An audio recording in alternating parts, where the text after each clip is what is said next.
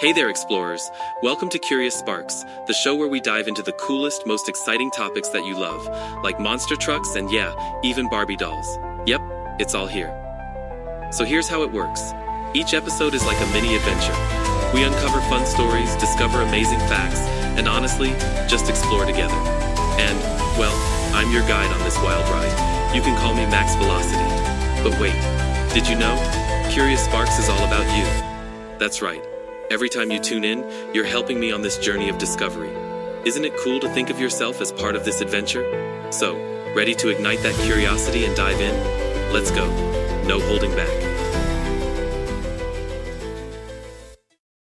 Hey Rainbow Detectives, welcome to Curious Sparks. I'm Max Velocity, reporting in from Inventon, where my sneakers are still a little squishy from running around in the rain this morning. So, picture this. A big storm just rolled through your neighborhood. The sky is still kind of gray, everything's wet, and then the clouds crack open, the sun peeks out, and boom, there's a giant rainbow stretching across the sky. Have you ever looked at one and thought, wait, how did the sky just do that? Today, we're going to crack the case. Let's slow it down.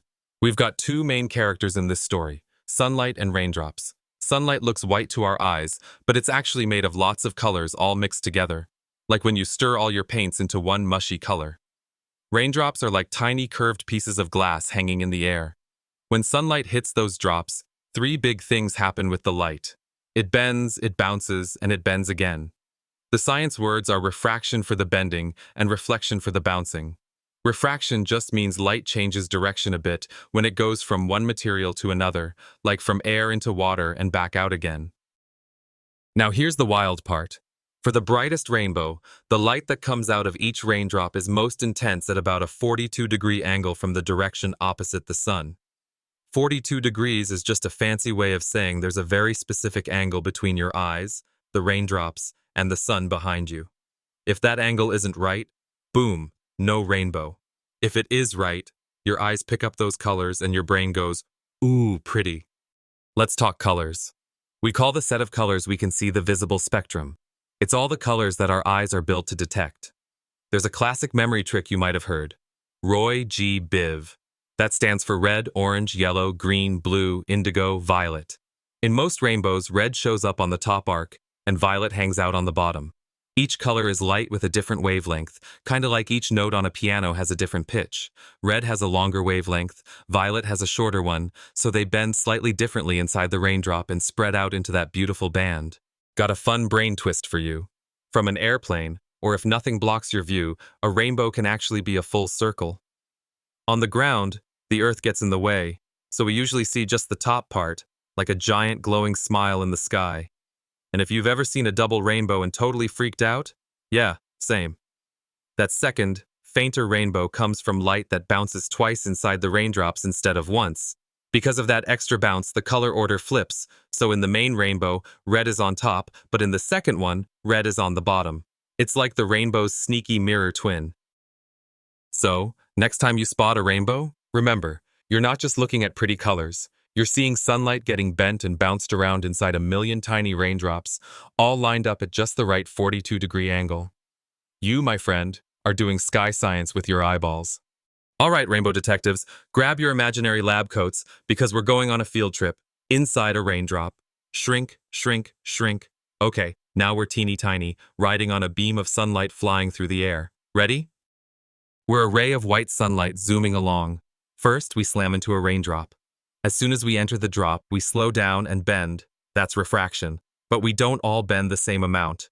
The red part of the light bends a little, the violet part bends a bit more, and the other colors spread out in between. Already we're starting to separate into a fan of colors. Next, we hit the back of the raindrop and some of the light reflects. It bounces off the inside surface, like a tiny mirror. Now we're headed back toward the front of the drop. On the way out, we refract again.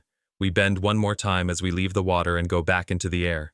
By now, our once white sunlight is stretched into a neat little rainbow of colors, all leaving the raindrop at slightly different angles. And at around that magic 42-degree angle, the colors are brightest for your eyes. Here's something super cool that kind of breaks people's brains. Each of us sees our own rainbow. That big rainbow in the sky? The red light you see is coming from one set of raindrops, and the red light your friend sees is coming from a different set, lined up with their eyes.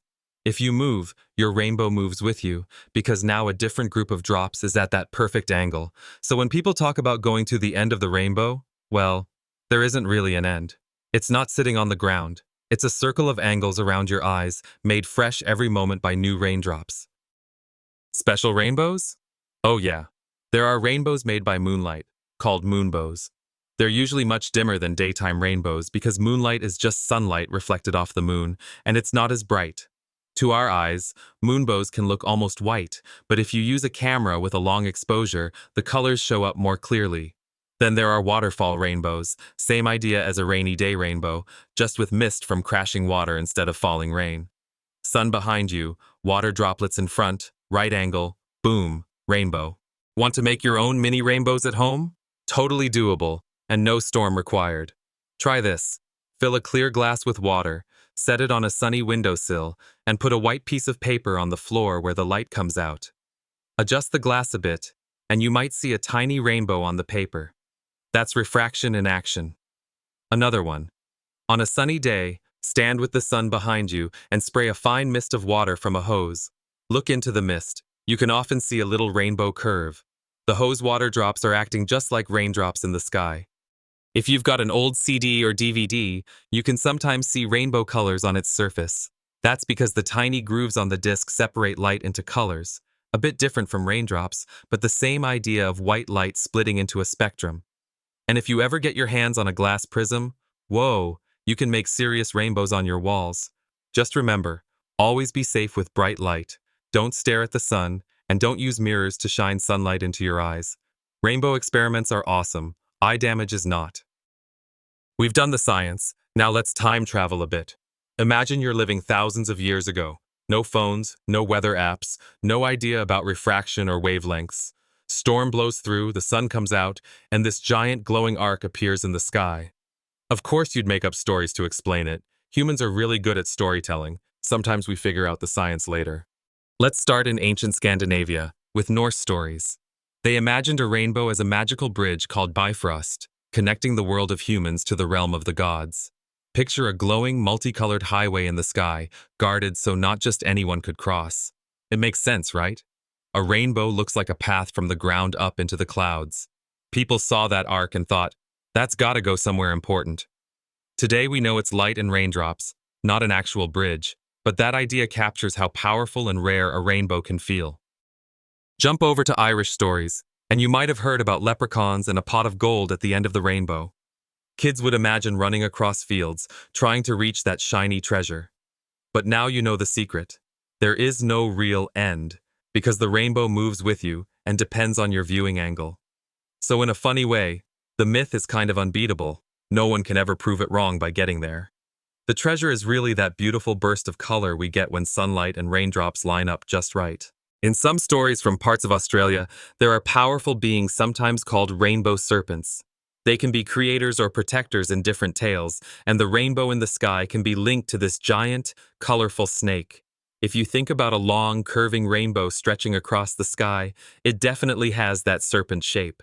Again, people saw this huge, glowing arc appear after rain, bringing water, bringing life, and connected it to creatures and powers in their stories.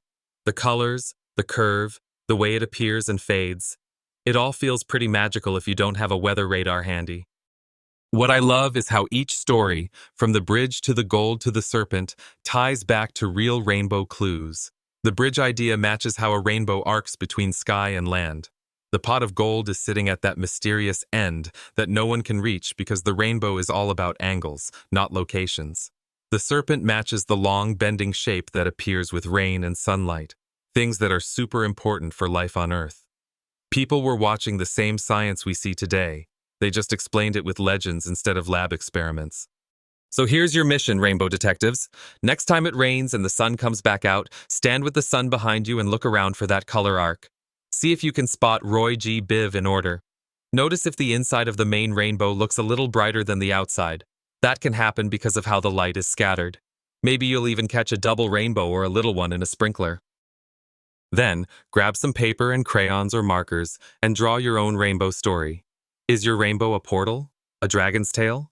A protective shield over your city? You can know the science and still have amazing stories.